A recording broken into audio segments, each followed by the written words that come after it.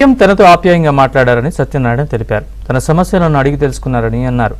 ఇల్లు కట్టిస్తానని సీఎం హామీ ఇచ్చారని సత్యనారాయణ తెలిపారు.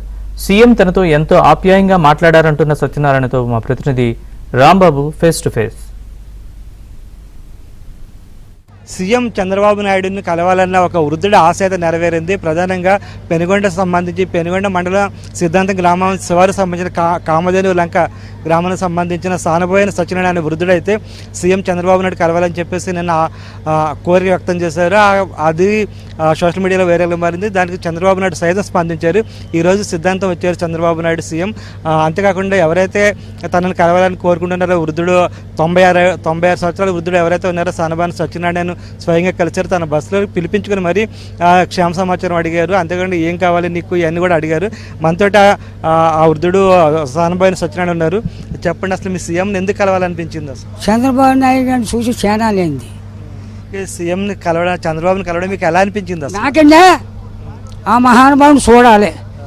చూస్తే ఎవరినని పెద్ద పెద్దోళ్ళు ఈ హాస్పిటల్కి రికమెండేషన్ చేస్తారు కదా, ఆ వంక మీద నేను ఈయన గట్టిగా పట్టుకుంటే చంద్రబాబు నాయుడు దగ్గరికి వెళ్దామంటే ఆడు ఈడే తీసి ఆయన ఫోటోలు పెట్టి చేస్తే ఆయన ఏమన్నాడు, నవ్వుతానే ఒరే ఆయన చూడాలి ఆయన తీసేరారని చెప్పి మా బాస్ని నవ్వుతాను ఏదో అన్నాడు.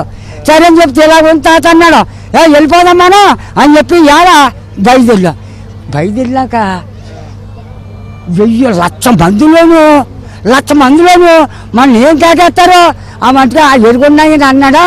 తాత ఇక్కడ కాదు నువ్వు ఆయననే అక్కడికి వెళ్ళిపోదామా మూడకే మధ్యాహ్నం 4ంటికి వస్తాడు నీ కోసం మనం ఎలా కలేద్దని చెప్పి ఓ అన్నం తెచ్చి పడేశాడు మాకు ఇద్దరికైనా.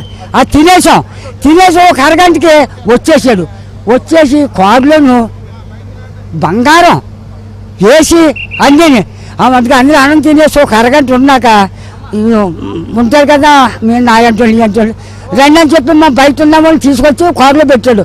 కారులో పెట్టి 1/2 గంటకి లెగ్స్ వచ్చేసాడు. లెగ్స్ వస్తుంటే ఆ మంచిగాని ఇలా దండ పెట్టాను చంద్రబాబు నాయుడు గారు అని పడిపోయి కొడుకుదా అది ఏం చేశాను నీకు ఏం కాదు చెప్పా ఇలాగ నవ్వుతాను అనేటప్పటికి బాబా నా బిడ్డ ఇలా ఉన్నాడు నా బాబు అని దండ పెట్టాడు. ఏంటి అన్నాడు, పలానా హాస్పిటల్లో అధ్యక్ష కాదు ఇవ్వలేను బాబా 2 లక్షలు సుమారు పంపని సాలేదన్నారు. అది 5,000 పోయేసినా రేపు బుధవారం నాడు ఇంకో 10,000 చూసుకుని పట్టుకెళ్ళాలి.